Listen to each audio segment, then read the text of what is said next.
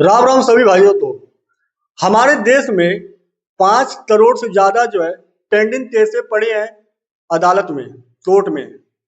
इन पे जो है डिले होते जाता है, इन पे जो है सुनवाई नहीं हो रही है। लेकिन यहाँ पे सुप्रीम कोर्ट के एक जज हैं रविंद्र भट्ट, इनके द्वारा एक सलाह दिया जाता है। तो इस सलाह जो है अपने आप में बहुत ज्यादा महत्वपूर्ण होते हुए नजर आ रहा है।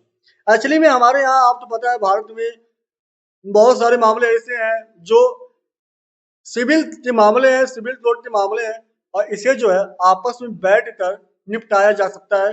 आपस में जैसे आप सुने होंगे, गांव में पंचायत होता है जहां पर दोनों पक्षों को आमने सामने बुलाया जाता है, और उसमें एक समझदार जो व्यक्ति होता है उसे बुलाया जाता है। वो आता है, दोनों पक्षों की बातें सुनता है, और लास्ट में उसका जो मनोवैज्ञानिक वैज्ञान के अनुसार जो चीजें सही होती हैं वो उस पर अपना राय देता है, अपना जो फैसला देता है, और मामले को निपटाने का प्रयास करता है। ये हमारे देश में पहले बहुत ज्यादा चल रही थी, लेकिन अभी जो है ये प्रक्रिया बहुत कम हो चुकी है। अभी छोटे छोटे मामलों में लोग कोर्ट में पहुंच जाते हैं, हाई कोर्ट में चले जाते हैं, सुप्रीम कोर्ट तक चले जाते हैं। लेकिन अब ये दिन प्रतिदिन इतना ज्यादा केसों का मामला जो है कोर्ट पे भार बनता जा रहा है, और जो पुराने मामले हैं उनमें जो है सालों साल जो है डिले होते जा रहा है। अब इन सारी चीजों को लेकर एक नया विचार आ रहा है रविंद्र भट्ट जी का। अब इसमें हम बात करने वाले हैं कि आखिर उन्होंने क्या बोला है। वो चाहते हैं कि 2.5 लाख ऐसे जो है लोगों को इंतजाम किया जाए जो इस समझदार व्यक्ति हो, उनके जो मनोविज्ञान जो है बढ़िया हो, और मतलब एक सच बोलने वालों, सही निर्णय सुनाने वालों। जैसे आप कोर्ट में जज तो देखते हैं, उसी रूप से वो चाहते हैं। और उनका मामला है कि ऐसे 2.5 लाख प्रतीक्षित जो है तो बुलाया जाए, और जो 1.5 करोड़ 1.68 करोड़ मतलब 1,60,80,000 जो केसें हैं, जो सिविल कोर्ट के ऐसे हैं जिनपे बातचीत कर कर उन मामलों को सुलझाया जा सकता है। ऐसे मामलों में उन्हें बैठाया जाए, उनसे बोला जाए कि ऐसे मामलों को सुलझाएं। अब हम चलते हैं और थोड़ा डिटेल में आपको समझाते हैं। सुप्रीम कोर्ट जज न्यायमूर्ति एस रविंद्र भट्ट ने कहा कि भारत में लगभग 1.68 करोड़ मामले ऐसे हैं जिन्हें मध्यस्थता के जरिए निपटाया जा सकता है।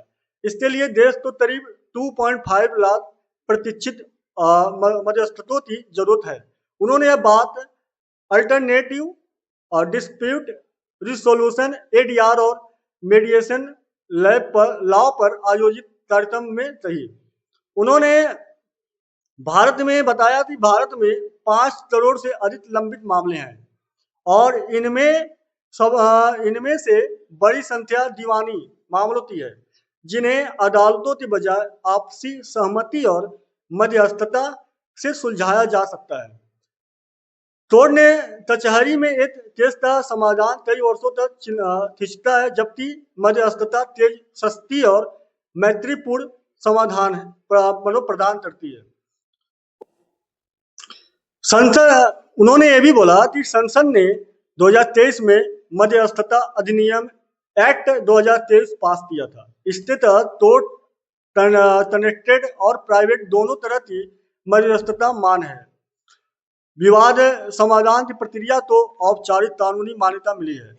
समझौते तो कोर्ट डिस्ट्री की तरह लागू किया जा सकता है। अब उन्होंने बताया कि क्यों जरूरी है 2.5 लाख प्रतीक्षित। उन्होंने बोला कि विशाल केस लोड कम करने के लिए 1.68 करोड़ केस अदर मध्यस्थता से निपटे तो अदालतों का बोझ का काफी घटेगा। अब उन्होंने ये भी माना कि जो है विशेषज्ञ की मांग, उन्होंने बताया कि जो सुनने वाला व्यक्ति है उसकी क्षमता जो है निष्पक्षता हो, मनोविज्ञान व कानून की समझ की जरूरत भी होनी चाहिए, और गांव गांव तक पहुंचे छोटे विवाद जैसे संपत्ति बंटवारा, पारिवारिक विवाद, किराया अनुबंधन स्थानीय स्तर पे निपट सके। न्याय तत्व सुलभ उन्होंने बताया कि हर कोई लंबित अदालती प्रक्रिया झेल नहीं सकता है, और ये मध्यस्थता आम जनता को राहत देती है। उन्होंने बताया कि अंतर्राष्ट्रीय लेवल पे अमेरिका, सिंगापुर, ब्रिटेन जैसे देशों में एडीआर और मीडिएशन का मजबूत ढांचा है। उन्होंने ये भी बताया कि वहाँ 50 से 60% सिविल मामले जो हैं वो समझाने से, आपसी बातचीत से जो है समझ जाते हैं और सुलझ जाते हैं। तो उनका ये जो राय है ये बहुत बढ़िया है अपने आप में, और ये राय जो है मतलब देखा जाए तो बहुत अच्छी प्रक्रिया उन्होंने बताया है कि आपसी जो विवाद है उसे समझाने से निपटाया जाए।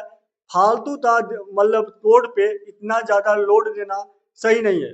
और हम भी आपसे यही बोलना चाहते हैं, अगर आपके किसी के बीच में कोई ऐसा विवाद है तो उस विवाद को समाप्त करने लिए आप लोग आपसी सहमति से निपटा लीजिए। फालतू कोर्ट में जाने का कोई मतलब नहीं होता। अगर कोई मामला छोटा है तो उसे जो है आपस में निपटाना ही बहुत बड़ी बात है।